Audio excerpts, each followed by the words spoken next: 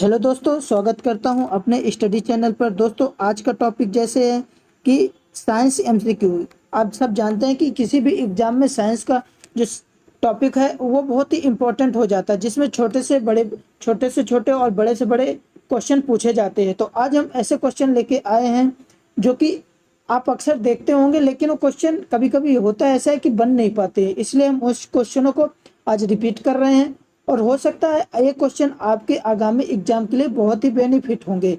तो चलिए स्टार्ट करते हैं। जैसा कि आज का पहला क्वेश्चन है कि मानव शरीर में सर्वाधिक ऊर्जा किससे प्राप्त होती है। तो मानव शरीर में जो सर्वाधिक ऊर्जा प्राप्त होती है वो है कार्बोहाइड्रेट। कार्बोहाइड्रेट से सर्वाधिक ऊर्जा प्राप्त होती है। अगला क्वेश्चन है कि वसा कितने प्रकार का होता है। तो वसा 2 प्रकार का होता है, ये आप जरूर ध्यान रखना। अगला क्वेश्चन है कि कार्बोहाइड्रेट की मूल इकाई होती है। तो कार्बोहाइड्रेट की जो मूल इकाई होती है वो है शर्करा। कार्बोहाइड्रेट की जो मूल इकाई है वो है शर्करा। इसलिए आप इस क्वेश्चनों को एक बार जरूर देखें, वीडियो में अंत तक बने रहें, इससे आपको बहुत ही बेनिफिट होगा। चलिए, तो अगला क्वेश्चन है निम्नलिखित में से मोनोसेक्राइड नहीं है। तो इसमें से करना है कि मोनोसेक्राइड नहीं है। तो जो लैक्टोज होता है वो मोनोसेक्राइड नहीं होता है। बाकी ग्लूकोज और ग्लैक्टोज और फैक्टोज ये मोनोसेक्राइड होते हैं। अगला क्वेश्चन है कि कार्बोहाइड्रेट में कौन से तत्व मौजूद होते हैं। तो कार्बोहाइड्रेट में जो है वो सभी तत्व मौजूद होते हैं, वो कार्बन भी, हाइड्रोजन और ऑक्सीजन भी।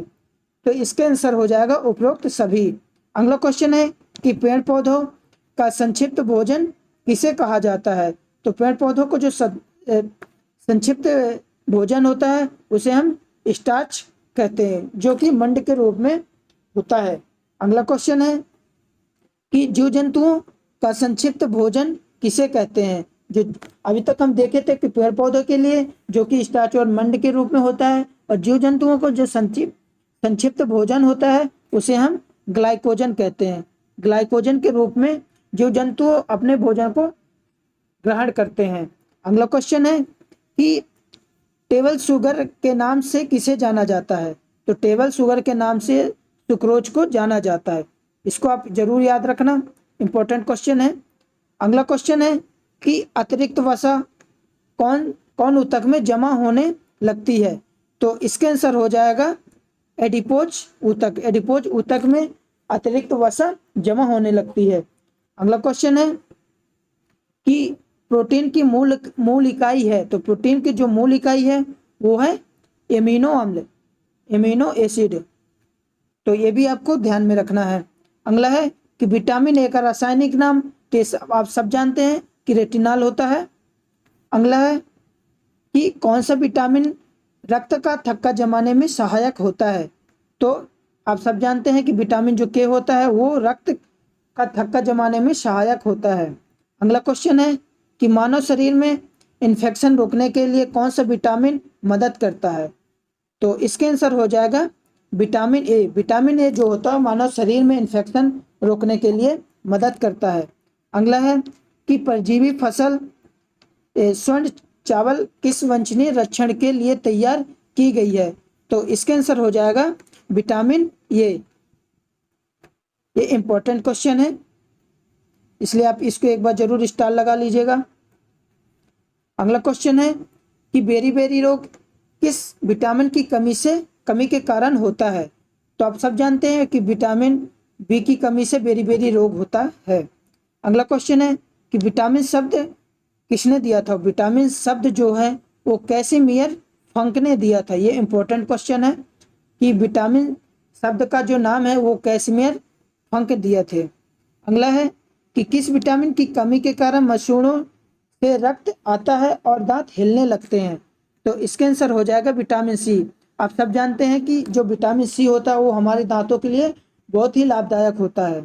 अगला क्वेश्चन है कि बच्चों में अंग की अस्थियां मुड़ जाती हैं यदि कमी हो। तो किसकी कमी से बच्चों की जो अस्थियां मुड़ जाती हैं। तो वो होता है विटामिन डी की कमी से। विटामिन डी की कमी से बच्चों की जो अस्थियां होती है वो मुड़ जाती हैं। अगला क्वेश्चन है कि निम्नलिखित में से विटामिन ए का सर्वोच्च स्रोत है। तो विटामिन ए का सर्वोच्च स्रोत जो है वो है गाजर। गाजर से विटामिन ए बहुत ही ज़्यादा मात्रा में हमें मिलता है।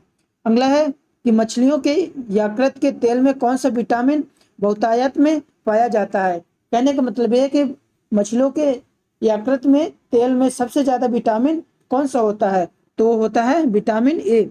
विटामिन ए सबसे ज़्यादा पाया जाता है। अगला क्वेश्चन है कि निम्नलिखित में से कौन सी शर्करा कागज के पीलेपन के लिए उत्तरदायी होता है, तो इसका आंसर हो जाएगा सेल्यूलोज। सेल्यूलोज शर्करा कागज के पीलेपन के लिए उत्तरदायी होता है। अगला क्वेश्चन है कि निम्नलिखित में से किस शर्करा को कोशिका के ईंधन किस नाम से जाना जाता है, तो इसका आंसर हो जाएगा ग्लूकोज।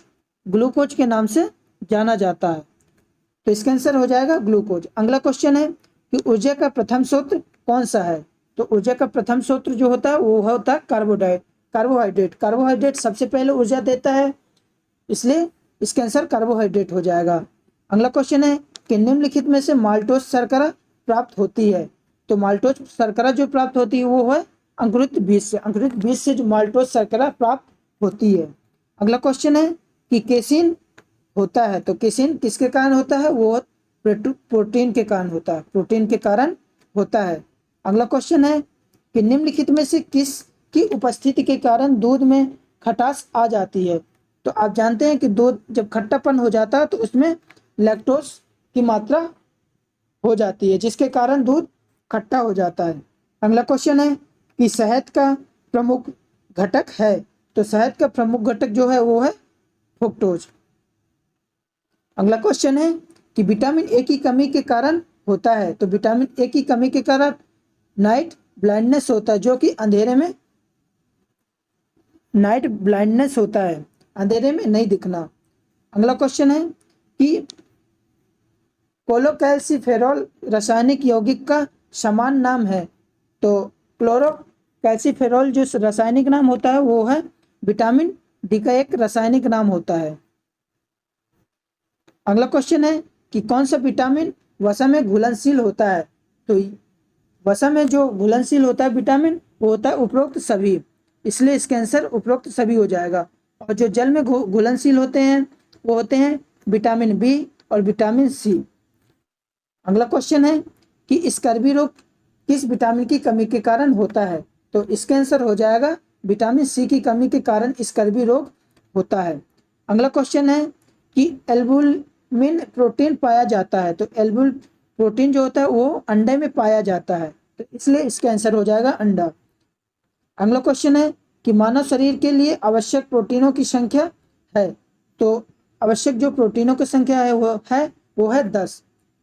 अगला क्वेश्चन है कि मानव शरीर में रुधिर बैंक का कार्य कौन करता है, तो रुधिर बैंक का जो कार्य होता है वो प्लीहा या तिल्ली करता है, तो इसका आंसर हो जाएगा ऑप्शन ए। अगला क्वेश्चन है कि रक्त में कौन सी धातु पाई जाती है, तो रक्त में आयरन धातु पाई जाती है, इंपॉर्टेंट क्वेश्चन है। अगला क्वेश्चन है कि मानव शरीर में वसा जमा होती है, तो ये त्वचा में जो होता है वो वसा सबसे ज्यादा जमा होती है, जिसके कारण फैट बढ़ने लगता है। अगला क्वेश्चन है कि प्रोटीन संगठन में कुल कितने रूप में भूमिका निभाते हैं, तो इसका आंसर हो जाएगा ऑप्शन सी 20। अगला क्वेश्चन है कि राइबोफ्लोविन एक विटामिन है, विटामिन का नाम है। तो दोस्तों आज के इम्पोर्टेंट क्वेश्चन ये थे, आप इसमें से बताइएगा कि आपके कितने सही। अगर कोई भी गलती है तो आप उसको जरूर रिपीट करिएगा, क्योंकि ये छोटे छोटे क्वेश्चन होते हैं, कई बार आप नहीं पढ़ते और ऐसे क्वेश्चन आ जाते हैं तो गलत होने के ज़्यादा चांस रहते हैं। इसलिए आज हम विटामिन और कुछ अपने पोषक तत्वों से रिलेटेड क्वेश्चन किए हैं। आपको वीडियो कैसा लगा आप फीडबैक में बता सकते हैं, कमेंट करके बता सकते हैं। अगर अच्छा लगा तो लाइक ज़रूर करें और चैनल को सब्सक्राइब करके बेल आइकन कर दीजिए, ताकि आने वाली हर एक वीडियो का नोटिफिकेशन आप पर जल्द से जल्द पहुंच जाए। और साइंस और जीएस जीके के जो क्वेश्चन एमसीक्यू हैं हम बहुत सारे वीडियो डाल चुके हैं, तो आप हमारे प्लेलिस्ट पे जाकर एक बार ज़रूर देखें, आपको ज़रूर बेनिफिट होगा और आगामी एग्जाम के लिए बहुत ही मदद मिलेगी।